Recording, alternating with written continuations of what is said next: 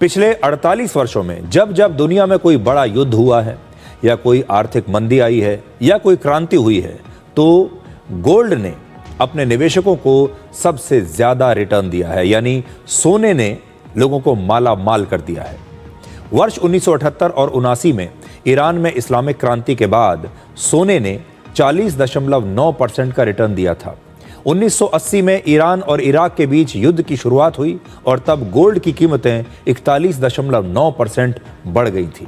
इसके बाद 2007 में पूरी दुनिया में आर्थिक मंदी आई और तब एक वर्ष में सोने के दामों में औसतन 54.2% की तेजी आ गई थी। इसके बाद 2011 में अमेरिका में आर्थिक मंदी के दौरान सोने के निवेशकों को 42.7% का फायदा हुआ और 2020 में कोरोना की महामारी के समय गोल्ड ने 40% का रिटर्न दिया। यानी हर संकट में गोल्ड एक जैसा रिटर्न देगा, ये लगभग आप देख सकते हैं।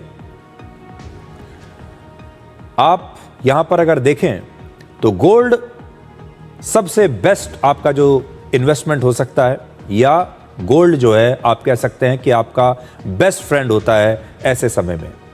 सोने और चांदी में पिछले 24 घंटे में बहुत बड़ी गिरावट आई है। ये आज आपके लिए सबसे बड़ा सरप्राइज है। हमारे देश के कमोडिटी एक्सचेंज MCX यानी मल्टी कमोडिटी एक्सचेंज पर पिछले 24 घंटे में चांदी की कीमतों में 88,000 रुपए की गिरावट आई है। एक दिन में 88,000 रुपए, और आज 1 किलो चांदी की कीमत गिरकर 3,32,000 रुपए तक आ चुकी है, जबकि एक दिन पहले चांदी की कीमत 4,20,000 रुपए तक पहुंच गई थी। यानी 24 घंटे से भी कम समय में चांदी में करीब 21% की गिरावट आई है। इसी तरह पिछले 24 घंटे में सोने में भी बहुत बड़ी गिरावट आई है। MCX पर आज 10 ग्राम सोने की कीमत गिरकर 1,54,157 रुपए पर आ गई। एक दिन पहले सोने की कीमत 1,80,779 रुपए थी। यानी 24 घंटे में ही सोना 26,000 रुपए से भी ज्यादा सस्ता हो गया। और सोने और चांदी में इस गिरावट का असर शेयर बाजार में कारोबार करने वाले एक्सचेंज ट्रेडेड फंड पर भी हुआ है। आज गोल्ड ETF और सिल्वर ETF में 10% से लेकर 20% की गिरावट आई है।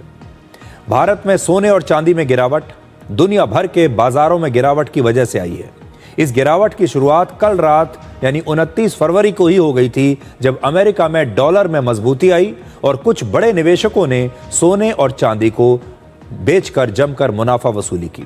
एक अनुमान के मुताबिक 29 जनवरी को एक घंटे में दुनिया भर के सोने चांदी के बाजार में करीब 270 लाख करोड़ रुपए का नुकसान हुआ, और ऐसा माना जा रहा है कि अभी तक के इतिहास में सोने और चांदी में एक घंटे में यह सबसे बड़ी गिरावट है।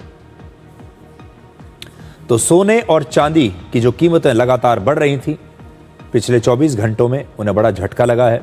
और अगर आप भी सोने और चांदी में डील कर रहे हैं, आप अगर ये सोच रहे हैं कि आप और ज़्यादा सोना या चांदी खरीदना चाहते हैं या फिर बेचना भी चाहते हैं, तो हम आपसे ये कहेंगे कि थोड़ा सा रुक कर सोच समझ कर कोई कदम उठाइएगा। अगर आप सोना चांदी खरीदने के बारे में सोच रहे हैं तब भी थोड़ा सा रुक जाइए, और अगर बेचने के बारे में भी सोच रहे हैं तो भी थोड़ा सा होमवर्क कर लीजिए।